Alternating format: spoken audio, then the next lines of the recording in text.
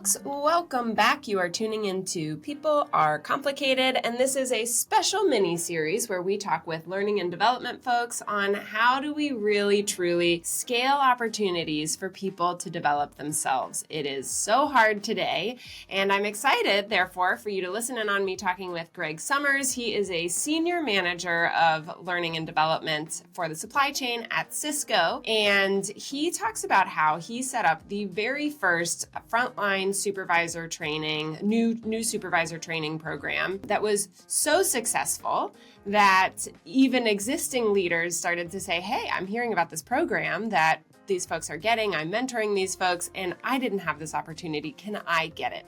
I mean, what is more successful than people actually coming to you and pulling more opportunities from you because of how much they have helped other folks? And especially in such a hard industry as warehousing. So I'm excited for you to get to listen to Greg. Also, he is just a deep thinker. He's a strong introvert. Most mornings before it's even light outside, he's wearing a 20-pound weighted vest, getting in his 10,000 steps and learning and developing himself via a podcast or a good audiobook. Him and his wife also do coaching for marriages and their personal life. So he's fully committed to strengths-based coaching and developing content that really helps people become their best selves. I'm excited for you to get to listen in with me and Greg. Greg, you know the first question.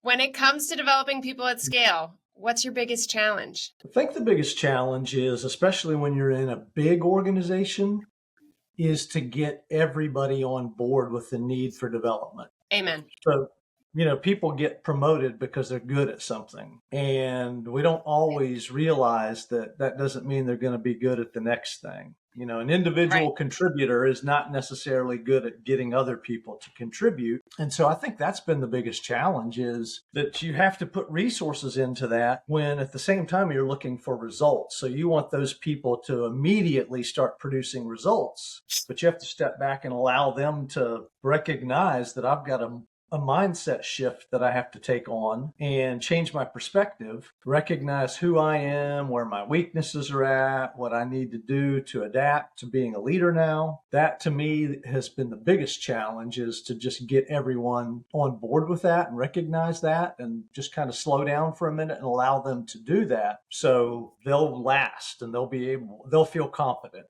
They won't feel like, I don't know what I'm doing and I'm lost. Right. Okay. So you said getting everyone on board. So it sounds like part of who that is that you need to get on board is the actual new leaders specifically, is what you're talking about, like getting them on board with that it will take them time to develop. Is that what you're saying? I think maybe there's a realization with them. I think that a lot of times it's their leadership that is pushed for results. So they're numbers driven. They're, what are we doing today? What are we doing this week? Are we going to hit our period, our quarter? And I need you to lead. And so a lot of times there's this pushback to, we don't have time to do that.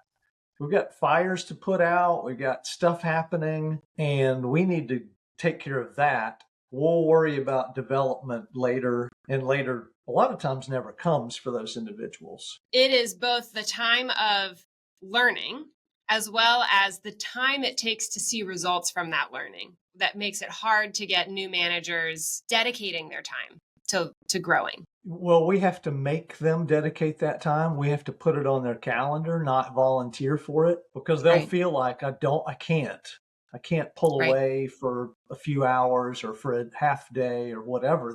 They will not make that decision. You have to make that for them. But at the same time, their leadership has to say, okay, we're going to cover for them. We're going to give them that time. And that a lot of times is where the real struggle is just pulling all those people together to say, we are really going to focus on this and we're going to put a lot of importance on it. If so we don't, getting buy-in from the actual learners, often new managers, getting the buy-in from their leaders that they'll have time. Those are two people you have to get on board. With very different perspectives. Well, and then at the very top, you have to have them help you drive what you're trying to accomplish. Because from a learning and development perspective, they don't report to me. I don't have responsibility for them. I'm just trying to feed into them I need somebody who is a partner at the top who I can meet with. They'll agree that, yes, this is important. We're going to make the hard decisions, and then ask them if they'll be part of that voice of saying, hey, here's what we're going to do. And I need you to buy into this. And so it takes a lot of different people to be involved in that. So the learner, their leader, and the executive leadership at the very top of the company, those all have to get bought in. And you were starting to say they all have different perspectives. They do have very different perspectives. The new leader is, I think immediately they're looking at the numbers they're supposed to hit and how am I going to make that happen?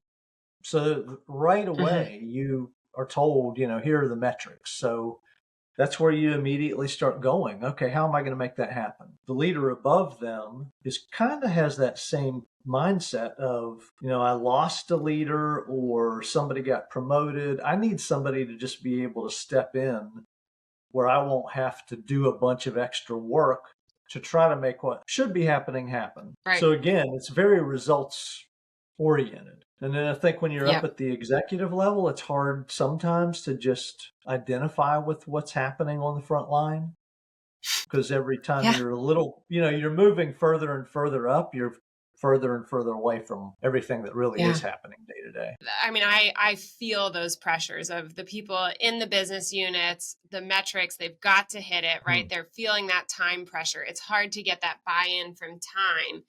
Do you also find the buy-in is necessary for anything else, other resources, other like budget or, team members or partners or vendors or, is it hard to get buy-in for things beyond time? Well, the last few years, there's been a change in the way that we look at that investment. It all has to be virtual. A lot of that used to be live. So you have to figure out what can I do virtually that's going to translate and be as effective and get people's attention and keep them engaged. And so there's a very different, you have to do the same kinds of things with different resources. So I think that's a big difference. Yeah. You're also pulling in HR and, you're trying to create a team where human resources and operations and leadership is all focused in on the same thing, working together, trying to make the same thing happen and be a team.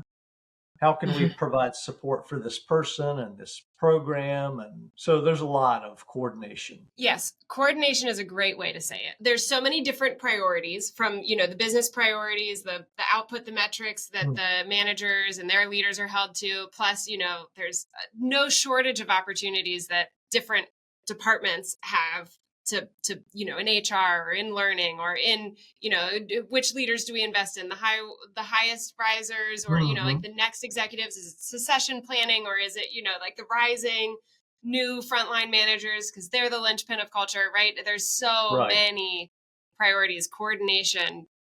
Gosh, yeah, that's strategic coordination there is a lot. Yeah, I think in a lot of corporations, you have people who have been around a long time.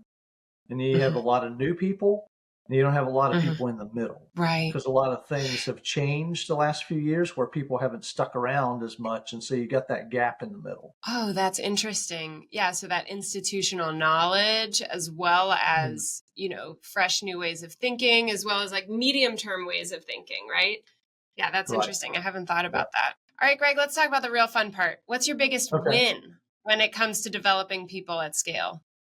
I'm going to say the biggest win has happened in our fiscal year. So less than a year ago, well, last spring at this time, I got the opportunity to start to lead a project of onboarding new supervisors and putting that program together, determining what are the needs, what do they need to learn. So pulling a team of people together and saying, okay, what's it mean to be a leader and what's that look like? And then now that I've got that self-awareness, what are the things I actually have to act on and do on a day-to-day basis to drive that team to be a winning team? I work for a company that's 54 years old, and less than a year ago, we created an onboarding program for new supervisors. So prior to that, Here's the keys, get out there and drive the car, make it happen. No real guide. And so that's a big change. And I got the opportunity to head that up, roll it out, determine a lot of the parts and pieces of what mattered. And so for me, Mm-hmm. that's a real big win because we get that opportunity with that new person for the first 90 days to say, okay, here's your schedule of what you should make sure happens, what you need to know. We get to feed into them, have a lot of conversation with them, put a mentor with them. And so there's kind of a pause of, hey, for the first 90 days, we're going to work on really developing this person Mm. and give them some time to produce results rather than, okay, Monday, the job's yours, get at it. Yeah. Right, right. I love this. That's what a stat. After 54 years of being in business, just last year, something truly dedicated to first time leaders. Mhm. And you're spending 90 days where they have dedicated resources to help them make that leap from individual contributor to people leader. Think about, your fellow talent development, learning and development people. Let's get a little bit tactical here so that they can take away some pieces from this. What are the specific pieces that you think have helped make this successful? I think number one, you have to give that person an opportunity to stop and spend a little bit of time looking at themselves. Mm, So, how do I communicate? What's my mindset? What does emotional intelligence look and act like? How do I want to show up and, create my own brand as a leader? How right. do I go like step by step? What does leadership Hmm. look like? Not Hmm. where I have to kind of figure it out on the fly, but hey, let's give you a framework of first recognize what leadership looks like and what do I need to work on? Where are my strengths and my weaknesses? And then go develop relationships after that. Let's focus Right. on connecting with people, making sure that I'm showing people that I care about them. And then once they recognize that, hey, this person likes me, is invested in me, then they'll be more likely to come along and help you produce results. So rather than jumping at results first, stop and take a look at ourselves, create relationships, engagement. Then, as a team, let's go after these results together. That's beautiful. And it's not that you're saying, results should come in 2 years. It's results will come quickly. Let's spend a little bit of time on, am I adjusting my style to what my people Mm. need? Do I understand who they are? Can I reach them on a human level? Because then I have their buy-in, their motivation, Right. their loyalty to commit to going through the mess of figuring out how to hit these numbers, right? Yeah, because internally people are asking themselves, do I trust this person? Are they competent? Do they care Hmm. about me? So they may not say it out loud, but internally, and they may not even know they're asking themselves that, but when they have a new leader, that's what's in their heart. And you want them to say, hey, I'm giving you permission to lead me because I feel like you care about me. I feel Yeah. like I can trust you.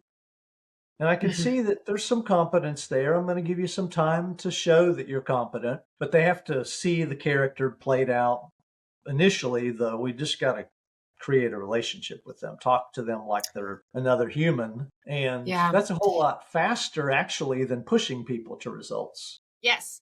I remember, I wish I could remember it exactly, but I've heard research multiple times throughout the past 15 probably years where we think that we are all logical beings making logical decisions off of 1 + 1 = 2, and after Hmm. A and B comes C, right? But actually, we're totally emotion driven and logic doesn't always come into play. Um, and when it does come into play, it's because our emotions align with it as well, right? So if you can help Yes. people to feel that emotional safety, care for them, all of that. Yeah, Yep. that's Trust. huge and that's so unnatural. So what a beautiful thing that you're helping leaders, first-time leaders actually have a space to think about that. I'm assuming this is virtual for you. Cisco is huge. So you're doing a virtual time period, like spread over 90 days, a Hmm. period for people to stop, look at themselves, and then think about their people.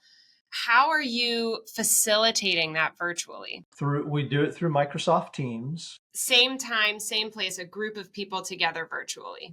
So we're getting started here with a new month, and everybody who is moving into that role across the country is in the next class. So their first week is Amazing. dedicated with us virtually. Then their fifth week, we've got a couple more days with them. And then their ninth week, we've got a couple more days with them. And in between, they're doing what they're going to do, and they have a mentor, and they're getting that hands-on learning experience. And we're building on that virtual experience with them. And so tonight, actually, when you're in warehouse operations, people are working at different times of the day. Some of them are working late into the night. So later this afternoon, we'll have a group of people coming back for their week 5, and we'll start in the middle of the afternoon and we'll work till evening, and a lot of conversation, a lot of engagement, breakout groups, asking a lot of questions. Awesome. Yeah. All right, Greg, last question for you. What is some of the feedback that you've gotten? This is a new program. What's some of the feedback you've gotten so far? The people who did not get the opportunity want development opportunity, because they're seeing that, hey, I'm mentoring this person and they're getting all this learning and all this stuff that I didn't get. What do I get? And we're seeing retention is really good. So these people who came through this program, the retention is really good, almost 100%.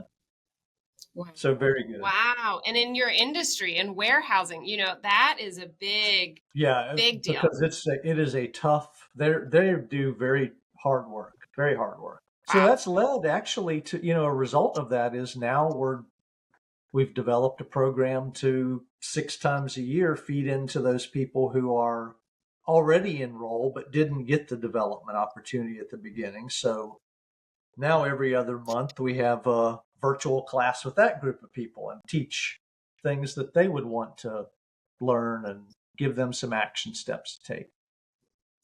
Full circle. From your biggest challenge is buy-in and people dedicating time to now people are pulling it from you, Greg. They're asking you for more of it because I'm sure they're seeing the retention. I'm sure they're also just seeing a lot of things that are a little harder to put numbers on, like better relationships, better work-life balance, more loyalty from employees, just the things that come from a leader that people want to follow. Being able to handle difficult situations and difficult conversations because you've thought about things and heard about things and talked about things before you've encountered them. You're set up to, your brain's done some work on it, although you haven't acted on it yet.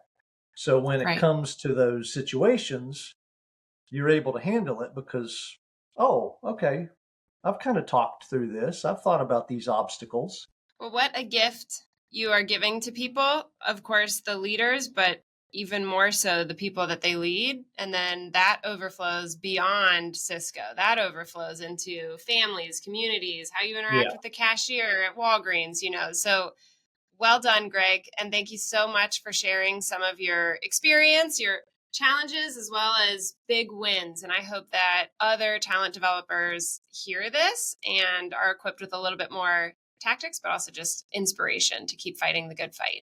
Thank you. I'm passionate about it. We care about people, and that's why we do it. I think that's what a lot of people in learning and development is because, they care about feeding into people and helping them develop and grow and do what they do best. And at the end of the day, people are what matter. Absolutely.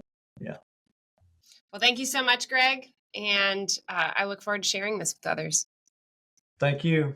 Thank you for tuning in to this special episode of People Are Complicated. As with everything we do here at Cloverleaf, this mini-series has been a labor of love with many cross-functional folks involved. So special thank you to Evan Schultz for helping to set up things that really got us guests in the door. Thank you to Nicole Tiffany for video production, video editing, design, thumbnails, all things that have made this look good, including this mural behind me and the lighting around me. And also also thanks to Evan Doyle for all the execution support you get to make this a thing that happens, that is published out in the world, that is seen on YouTube and wherever you get your podcasts. And also thanks to Jake Owens for video editing support on getting this out on socials. I also want to say that if you are a talent learning and development person and you want to be included on our episodes, you can always reach out to me just directly on LinkedIn, Kirsten Moorfield. That's the best place to really find me and get in touch with me.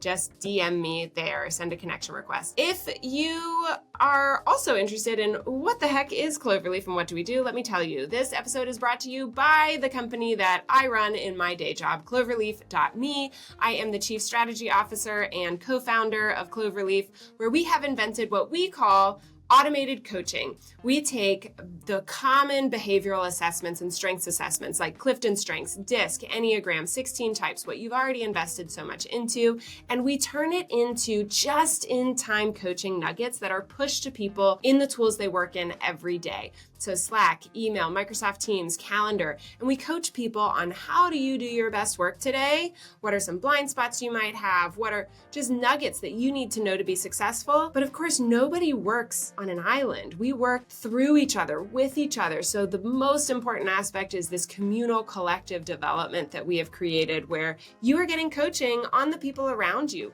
Who are you going to meet with? What's the group dynamic in the room? If you're having conflict with somebody, just type in what you need help with, and our tool will give coaching to your folks right there in the flow of work. If you're interested in learning more about that, you can find out on cloverleaf.me. And of course, if you have enjoyed this episode, if you've gotten any good nuggets out of it, or you know other people who you would like to share it with, please just share it directly, share it on your LinkedIn or wherever you prefer to be social on the internet. And of course, leave a review wherever you are listening or watching this. If you leave us a review, it really helps more people find us. Thank you so much for tuning in. More next time.